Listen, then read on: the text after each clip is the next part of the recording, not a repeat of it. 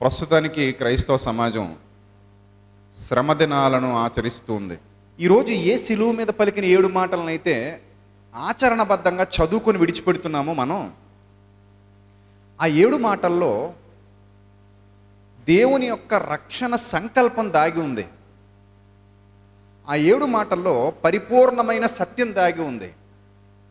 ఆ 7 మాటల్లో క్రీస్తు రాక యొక్క పరిమార్థాన్ని తెలియజేసేటువంటి విశిష్టత దాగి ఉంది. ప్రియులరా, చాలామంది ఈ వరుస క్రమం గురించి కొట్టుకు చచ్చిపోతారు. అంటే 7 మాటల్లో ఏది మొదట మాట్లాడారు, ఏది రెండవదిగా మాట్లాడారు, ఏది మూడవదిగా మాట్లాడారు అనుకుంటూ చాలామంది 1ని 2 చేస్తారు, 2ని 1 చేస్తారు, 1ని 3 చేస్తారు, 3ని 1 చేస్తారు. ఇలా క్రమం గురించి కొట్టుకు చచ్చిపోతారు. ఎప్పుడు మాట్లాడితేనే మాట్లాడారు కదా. సో క్రమంతో మనకి పని ఏమీ లేదు. కానీ చాలామంది పండితుల అభిప్రాయం ప్రకారం, చాలామంది బైబిల్ పండితుల అభిప్రాయం ప్రకారం ఒక క్రమాన్ని ఏర్పరిచారు.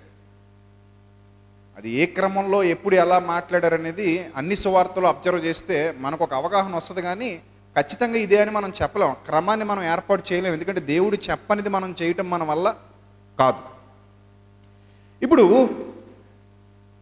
అత్యధికంగా ఎక్కువ మంది బైబిల్ పండితులు నమ్ముతున్నటువంటి విధానాన్ని బట్టే ఈరోజు మీకు నేను బోధించబోతున్నాను.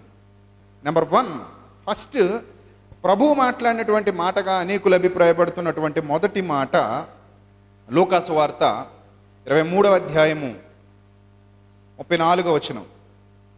లూకాసు వార్త అందరూ కూడా మీ బైబిల్ తెరిచి చూడండి. లూకాసు వార్త 23వ అధ్యాయము 34వ వచనం ఏమని వ్రాయబడిందో చూద్దాం. యేసు, తండ్రి, వీరేమి చేయుచున్నారో వీరెరుగరు కనుక వీరిని క్షమించుమని చెప్పాను. తండ్రి సిలువలో యేసుక్రీస్తు ప్రభు వారు తండ్రితో మాట్లాడుతున్నటువంటి మాటలు. మీరు 7 మాటలను అబ్జర్వ్ చేసినప్పుడు అందులో తండ్రితో మాట్లాడినవి ఉన్నాయి, అలాగే ఎదురుగా ఉన్నటువంటి వారితో మాట్లాడినవి ఉన్నాయి.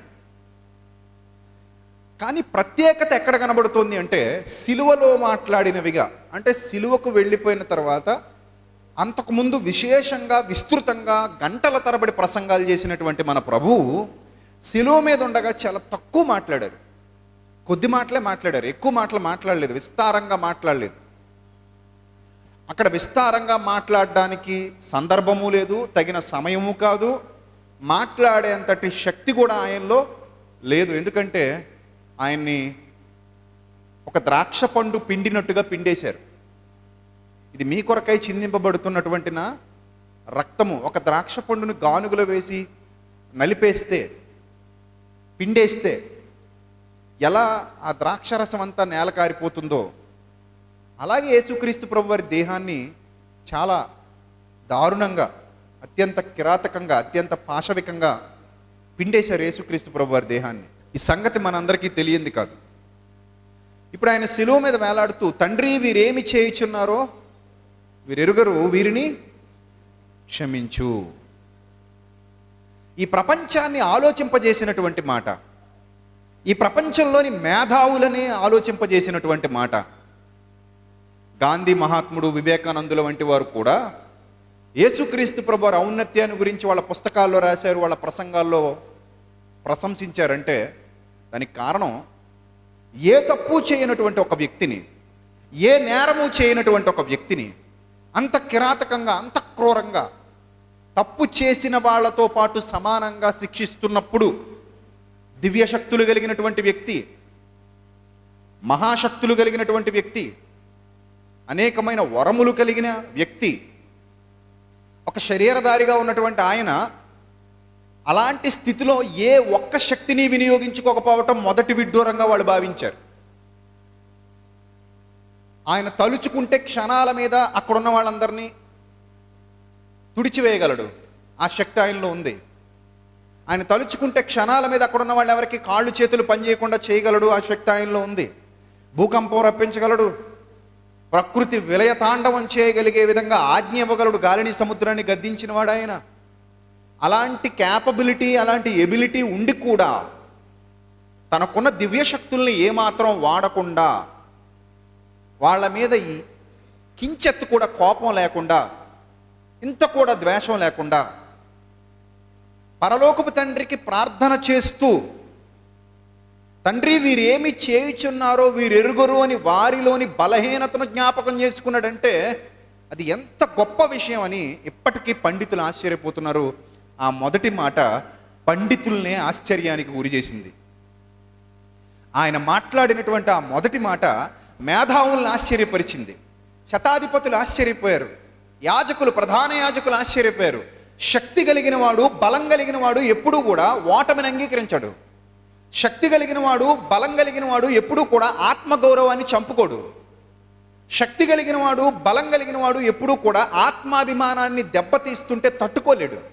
కానీ ప్రపంచ మానవాళి అందరికంటే కూడా అన్ని దివ్యశక్తులు కలిగి ఉండి కూడా, అంత మేధా సంపత్తి కలిగి ఉండి కూడా, అంత జ్ఞానవంతుడై జ్ఞానమునకు మూలమైన వాడే ఉండి కూడా, సమస్తాన్ని సృష్టించగలిగే సామర్థ్యం కలిగి ఉండి కూడా, చనిపోయిన వ్యక్తుల్ని తిరిగి లేపగలిగే సామర్థ్యం కలిగి ఉండి కూడా వాళ్ళంత హీనాతిహీనంగా హింసిస్తుంటే ఆ హింసను భరించటం, ఉమ్మివేస్తే భరించటం, దెబ్బలు కొడితే భరించటం, ముళ్ళకర్రతో పొడిస్తే భరించటం, ఆ కొరడాతో ఆయన చర్మాన్ని ఒలిచేస్తుంటే భరించటం, ఆయన మీద భారమైన సిలువను మోపి ఆ వీధుల గుండా తీసుకెళ్తుంటే భరించటం, ఇంత బాధ అనుభవించినటువంటి ప్రభువు వాళ్ళను కించిత్ కూడా శపించలేదు అంటే మేధావులు అక్కడే ఆశ్చర్యపోయారు.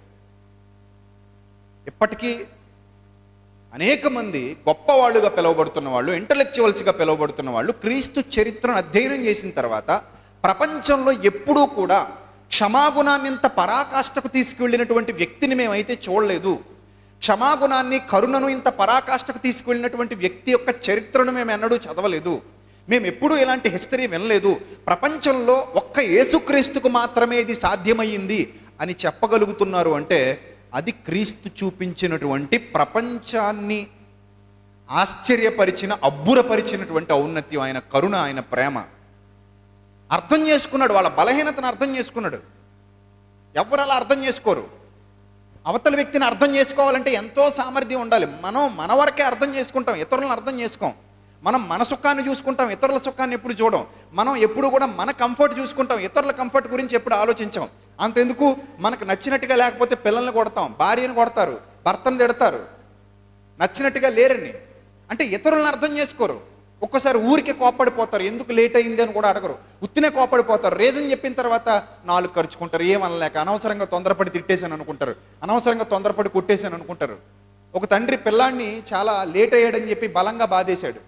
కానీ ఆ తర్వాత పిల్లాడు చెప్పాడు, ఈ తండ్రి స్నేహితుడికి ఒంట్లో బాగోపోతే హాస్పిటల్కి తీసుకెళ్ళమంటే తండ్రి స్నేహితుడినే బిడ్డ హాస్పిటల్కి తీసుకెళ్ళాడు. కానీ తండ్రి దాన్ని అర్థం చేసుకోలేదు, ఇంటికి రాగానే చెప్పేలోపే కొట్టేశాడు. ఆ తర్వాత మౌనంగా కూర్చొని ఏడుస్తున్నప్పుడు స్నేహితుడు ఫోన్ చేశాడు, మీ వాళ్ళు లేకపోతే ఈరోజు నాకు చాలా ఇబ్బంది అయ్యి ఉండేదిరా, వాడే నన్ను హాస్పిటల్కి తీసుకెళ్ళి దగ్గరుండి తీసుకొచ్చాడు, చాలా మంచి కుమారుడిగా అన్నావు అని అనేసరికి ఇప్పుడు సిగ్గుతో తలదించుకుంటున్నాడు కుమారుడు ముందుకెళ్ళి, ఎందుకు కొట్టేశానని. ఎందుకంటే వాళ్ళు ఎప్పుడు కూడా ఇతర వ్యక్తుల యొక్క భావాల్ని, ఇతర వ్యక్తుల యొక్క బలహీనతల్ని అర్థం చేసుకోలేరు, లేదా వాళ్ళు పడిన కష్టాన్ని కూడా అర్థం చేసుకోలేరు కొంతమంది. ఎందుకంటే తమ కంఫర్ట్ చూసుకుంటారు. ఏ మనిషి అయినా అలాగే ఉంటాడు, ఫస్ట్ తన కంఫర్ట్ చూసుకుంటాడు, తన స్వార్థం చూసుకుంటాడు, తన వరకు తాను ఆలోచించుకుంటాడు. కానీ ప్రభు అలా కాదు. అవతల వ్యక్తి యొక్క ఆలోచన ఏంటి, అవతల వ్యక్తి యొక్క బలహీనత ఏంటని చూసినటువంటి ప్రేమ సంపన్నుడు మన రక్షకుడైన క్రీస్తు. అవతల వ్యక్తి బలహీనతను గుర్తించగలిగాడు. అందుకే అంటున్నాడు, తండ్రికి చెప్తున్నాడు, తండ్రి వీరేమి చేయుచున్నారో నిజానికి వీళ్ళు ఎరుగరు తండ్రి, తెలియక చేస్తున్నారు కనుక క్షమించు. తెలిసి చేసే తప్పు కాదు ప్రభు, ఇది వీళ్ళు మనస్ఫూర్తిగా తెలిసి చేసే తప్పు కాదు, ఇది జ్ఞానము లేక చేస్తున్నటువంటి తప్పు. ఇది జ్ఞానం ఉంటే తప్పు చేయరు, జ్ఞానం ఉంటే ఇలాంటి మార్గాలను అనుసరించరు, ఇంత క్రూరంగా బిహేవ్ చేయరు. ఒక నీతిమంతుని విషయంలో ఇంత దుర్మార్గంగా ప్రవర్తిస్తున్నారు అంటే జ్ఞానం ఉంటే ఎందుకు అంత దుర్మార్గం ప్రవర్తిస్తారు? జ్ఞానం లేకయే ఒక నీతిమంతుని విషయంలో ఇంత దుర్మార్గంగా ప్రవర్తిస్తున్నారని ఎరిగిన యేసుక్రీస్తు, జ్ఞానవంతుడైన యేసుక్రీస్తు వాళ్ళను సిలువ మీద నుండి క్షమిస్తున్నాడు. సిలువ మీద ఉండే క్షమిస్తున్నాడు, బాధ అనుభవిస్తూ క్షమిస్తున్నాడు. అది ఎంత ప్రేమ మీరు ఆలోచించాలి. అది ఎంత ప్రేమ, ఎవరికి సాధ్యం అవుతుంది? అది ఏ స్థాయి ఉండాలి అది సాధ్యం కావాలంటే? ఎంత గొప్ప స్థితప్రజ్ఞత, ఎంత గొప్ప మానసిక సామర్థ్యం, ఎంత గొప్ప ఆత్మీయ బలం, ఆయనకున్నటువంటి ఆ ఎబిలిటీ ఆయన నోట నుండి